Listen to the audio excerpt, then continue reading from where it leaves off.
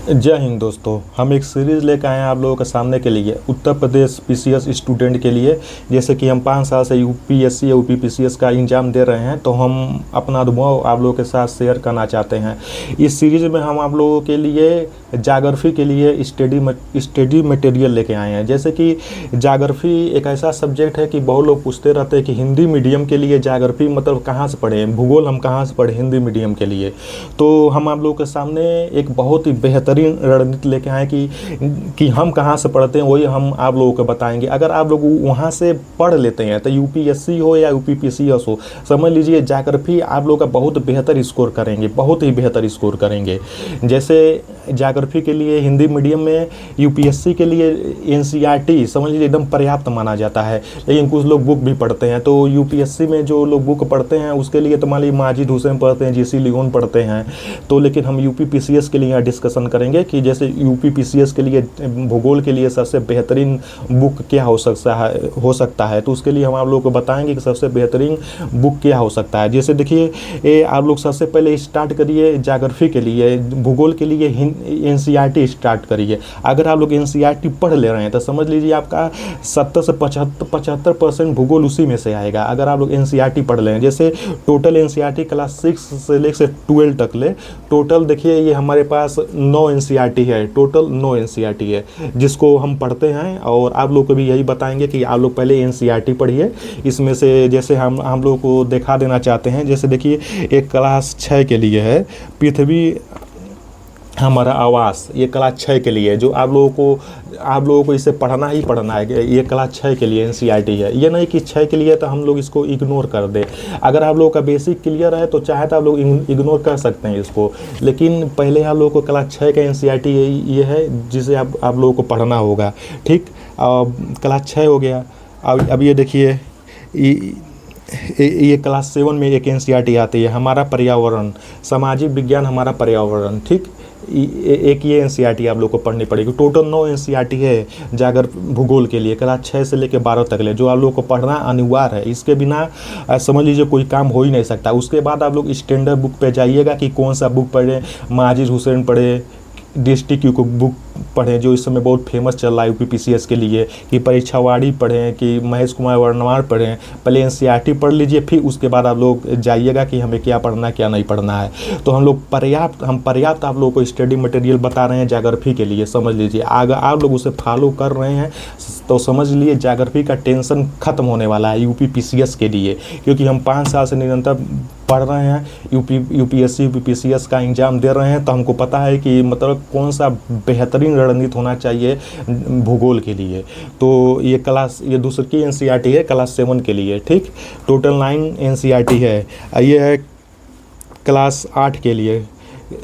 Class 8 के लिए ये एनसीईआरटी है संसाधन एवं विकास, सामाजिक विज्ञान संसाधन एवं विकास। ये देखिए ये तीसरी एनसीईआरटी है। ये हो गया आपकी चौथी एनसीईआरटी क्लास 9 के लिए। ये चौथी एनसीईआरटी जिसका नाम है समकालीन भारत 1। ये चौथी एनसीईआरटी हो गई आप लोगों के लिए। आप लोग देखते जाइए इसे। ये हो गई आप लोगों के लिए, ये चौथी एनसीईआरटी हो गई। ठीक, और ये हो गया आप लोगों के लिए कक्षा 10 के, ये क्लास 10 के लिए हो गया भारत समकालीन भारत 2। ये हो गया क्लास 11 के लिए हो गया। क्लास 11 के भारत भौतिक पर्यावरण जो क्लास 11 में पढ़ाया जाता है। ये 7वीं एनसीईआरटी हो गई आप लोगों के लिए। ये हो गया, ये भी क्लास 11 के लिए एनसीईआरटी है जो भौतिक भूगोल के मूल सिद्धांत है। क्लास 11 में पढ़ाया जाता है। ये आप लोग की 7वीं एनसीईआरटी हो गई। समझ लीजिए ये बहुत ही महत्वपूर्ण बुक है, भौतिक भूगोल के लिए बहुत ही महत्वपूर्ण बुक मानी जाती है। Physical geography.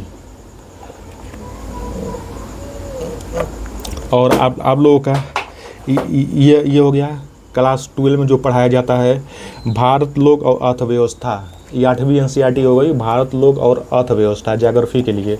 ये 8वीं एनसीईआरटी हो गई, ये देख लीजिए। और ये हो गया क्लास 12 के लिए मूल सिद्धांत, मानव भूगोल के मूल सिद्धांत, बहुत ही इम्पॉर्टेंट बुक। ये 9वीं एनसीईआरटी होगा जो क्लास 12 में पढ़ाई जाती है। टोटल 9 एनसीईआरटी है क्लास 6 से लेकर क्लास 12 तक ले, जो आप लोगों को भूगोल के लिए पढ़ना है। और उसके बाद अगर आप लोग ये पढ़ लेते हैं तो उसके बाद आप लोगों का नंबर आ जाता है पढ़ने के लिए स्टैंडर्ड बुक पे जाएं। तो बहुत लोग पूछते हैं कौन सा स्टैंडर्ड बुक रहेगा। जैसे पीसीएस के लिए महेश कुमार वर्णवाल चल रहा है, बहुत बेहतरीन बुक है जो हमारे पास है, हम आप लोग को दिखा देते हैं। ये महेश कुमार वर्णवाल है, पीसीएस के लिए बहुत ही बेहतर बुक मानी जाती है महेश कुमार वर्णवाल। आप लोग ये, और इस समय बहुत बेहतरीन बुक आई है दृष्टि की बुक की तरफ से, दृष्टि की बुक। आप चाहें दोनों में से कोई एक ले सकते हैं, दोनों में से कोई एक है। इस दोनों बुक का हम डिफरेंस बता देंगे बाद में किसी वीडियो में कि कौन सा बुक, इस दोनों में क्या अंतर है। देखिए इसमें तो पर्याप्त सामग्री है, पर्याप्त, इसमें भी पर्याप्त सामग्री है। दोनों बस ये अंतर है कि इसमें से कोई भी तथ्य, मतलब पूरा ये जो बुक है इसमें से कोई भी तथ्य जो जानकारी होगी आपको अंडरलाइन करना पड़ेगा, निकाल के एक जगह लाना पड़ेगा इसमें से ढूंढ कर। देखिए ये देखिए ये बुक, ये भी बहुत बेहतरीन है बुक, और इसमें पर्याप्त नॉलेज भी है। और इस बुक की खासियत ये है कि ये रंग बिरंगे पेज में दिया गया है। इसमें ग्राफ बना के दिया गया है। ये देखिए जैसे ग्राफ चार्ट बना के दिया गया है, आपको एक जगह मिल जाएगा ग्राफ में, उसमें से ढूंढ के आप लोगों को नहीं लिखना पड़ेगा, इसमें एक जगह आपको ग्राफ में मिल जाएगा। ये रंग बिरंगे में दिया गया है। आप लोग चाहें तो डिस्ट्रिक्ट की बुक को ले सकते हैं जो बहुत ही बेहतरीन ज्योग्राफी के लिए बुक है। और एनसीईआरटी पढ़ने के बाद इस दोनों में से कोई भी इस दोनों में से कोई भी आप एक बुक ले सकते हैं। इस दोनों में से कोई भी एक बुक ले सकते हैं एनसीईआरटी पढ़ने के बाद। और रही बात इसके बाद आप लोग को मतलब प्रीवियस ईयर देखने के लिए, तो देखिए घटना चक्र पूर्वालोकन बहुत ही बेहतरीन माना जाता है। जो घटना चक्र पूर्वालोकन है, तो आप लोग इस एनसीईआरटी क्लास 6 से लेकर 12 तक एनसीईआरटी पढ़ने के बाद आप लोग स्टैंडर्ड बुक कोई एक ले सकते हैं, या तो आप सबसे बेहतरीन माजी ये क्या नाम है, मैं सब आप ले सकते हैं महेश कुमार वर्णवाल, या तो डिस्ट्रिक्ट की बुक ले सकते हैं। दोनों भी बेहतरीन है, कोई भी एक ले सकते हैं। एनसीईआरटी पढ़ने के बाद इसे पढ़िए, और ये जब समाप्त हो जाता है तो घटना चक्र पूर्वालोकन आप लोग लेके प्रीवियस ईयर, उसमें प्रैक्टिस सेट है 30 से 32 साल तक का, तो उसे लेके आप लोग पूरा एकदम देख डालिए, मतलब कहाँ से कैसे क्वेश्चन पूछता है उसका एक अभ्यास कर डालिए। और समझ लीजिए इतना ये 3 काम आप लोग कर लेते हैं तो भूगोल का टेंशन एकदम खत्म हो जाएगा। यूपीपीसी एकदम दबा के हुमच के दीजिए एग्जाम, कोई टेंशन नहीं रह जाएगा भूगोल के लिए। अगर आप लोग एनसीईआरटी पढ़ते हैं तो एनसीईआरटी पढ़ने में ऐसा लगता है कि जैसे बगल में कोई बैठ के हमको समझा रहा है। बहुत जैसे आप लोग पढ़ रहे हैं क्लास 6 में, लोग इग्नोर कर देते, स्किप कर देते हैं क्लास 6 की एनसीईआरटी, क्योंकि उसमें देखिए अक्षांश रेखा, देशांतर रेखा, महासागर और ये सब उसमें दिया रहता है। तो अगर आप लोग चाह रहे हैं कि नहीं हमारा बेसिक क्लियर है, हमें ये सब नॉलेज नहीं चाहिए, तो आप लोग क्लास 6 को 6, 7, 8 इसे इग्नोर कर सकते हैं। लेकिन 6, 7, 8 से भी सीधे एनसीईआरटी से क्वेश्चन उठा के पुटअप कर देता है एग्जाम के लिए। इसलिए हम यही कहेंगे आप लोग क्लास 6 से लेके 12 तक ले पढ़िए। अगर आप लोग स्किप करना चाहते हैं तो 6 से लेके 8 तक स्किप कर दीजिए, 9 to 12 से स्टार्ट कर दीजिए पढ़ना। लेकिन आप लोग 6 से लेके 12 तक पढ़ेंगे तो बहुत ही बेहतरीन है, क्योंकि क्लास 6 के एनसीईआरटी में से भी डायरेक्ट क्वेश्चन आए हैं यूपीएससी में और यूपीपीसीएस में। तो हम आप लोगों को बता दिए 3 स्टेज में है। एक पहला स्टेज में आप एनसीईआरटी पढ़िए, फिर स्टैंडर्ड बुक पढ़िए, फिर दोनों कंप्लीट हो जाता है तो आप लोग घटना चक्र का पूर्वालोकन जरूर लगा लीजिएगा। बहुत लोग कहते हैं घटना चक्र का पूर्वालोकन इसमें क्वेश्चन नहीं आ रहा है, तो जो लोग नहीं पढ़ेंगे वो अंधाधुंध फेंकते रहेंगे। तो ऊपर न जाइए, आप लोग खुद पेपर दीजिए, एनालिसिस करिए कि मतलब कहाँ से आ रहा है, कैसे नहीं आ रहा है। तो इसलिए हम यही कहेंगे घटना चक्र पूर्वालोकन आप लोग जरूर पढ़िएगा, ये दोनों एनसीईआरटी प्लस स्टैंडर्ड बुक पढ़ने के बाद।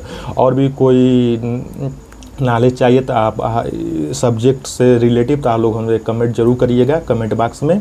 और इसके बाद हम सोच रहे हैं कि इतिहास हिस्ट्री कहाँ से पढ़ें यूपीपीसीएस के लिए। इसके बाद दूसरका सीरीज लेके आएंगे, दूसरका सीरीज जिसमें हम आप लोग को ये बताएंगे कि इतिहास कहाँ से पढ़े, सबसे बेहतरीन रिसोर्सेज क्या हो सकते हैं इतिहास पढ़ने के लिए, सबसे बेहतरीन बुक लिस्ट क्या हो सकता है। ठीक है दोस्तों, जय हिंद।